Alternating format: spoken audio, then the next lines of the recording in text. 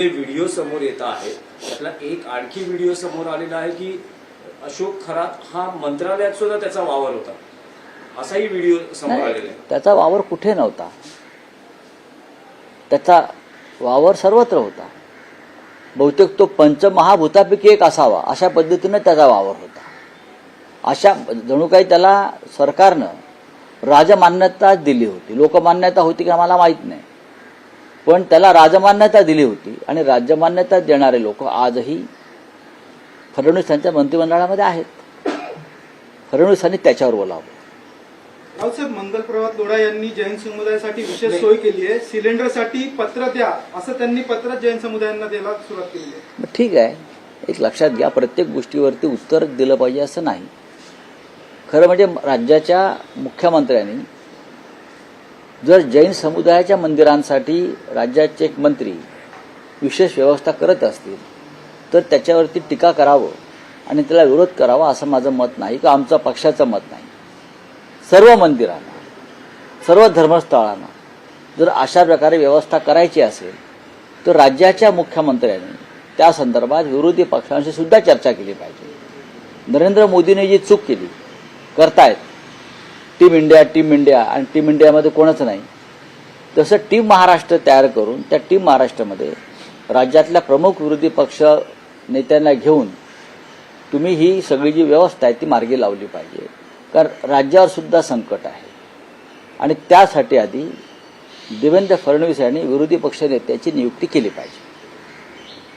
ती करताय का? तर तुमचा टीम महाराष्ट्र तयार होईल। विधानसभेत आणि विधान परिषदेमध्ये विरोधी पक्ष नेत्यांची नियुक्ती जर करणार नसाल तर कसे काय तुमची टीम तयार होणार? मंत्री नरहरी झिरवळ यांना तूर्त अभय मिळाल्याचं दिसतंय, कारण मुख्यमंत्री असं म्हणतात त्या व्हिडिओची सत्यता पडताळल्याशिवाय कशी काय ते सत्यता पडताळणार? कारण मंत्री झिरवळ यांचं नाव आहे की अनेक व्हिडिओ हे त्याचे भाग एकत्रित करून पहा की ते किरीट सोमय्याच्या व्हिडिओची पण सत्यता पडताळणार होते असं ते बोलले होते।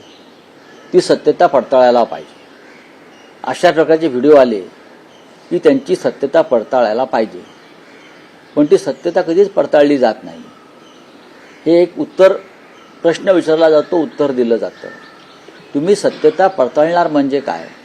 विरोधी पक्षाच्या बाबतीमध्ये अशा काही घटना घडल्या असता तर आधी फाशी आणि मग चौकशी। काय? आधी फाशी आणि मग चौकशी। इथे फाशीचं नावच नाही, करू चौकशी।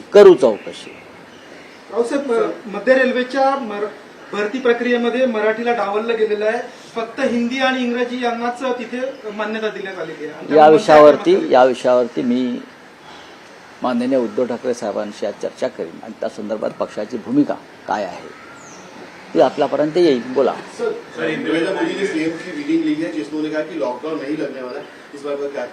अच्छी बात है, अगर प्रधानमंत्री ने कहा है कि लॉकडाउन नहीं लगेगा, राज्य के मुख्यमंत्री कहते हैं, जनता को विश्वास दे रहे कि लॉकडाउन नहीं लगेगा, तो उसका स्वागत करना चाहिए।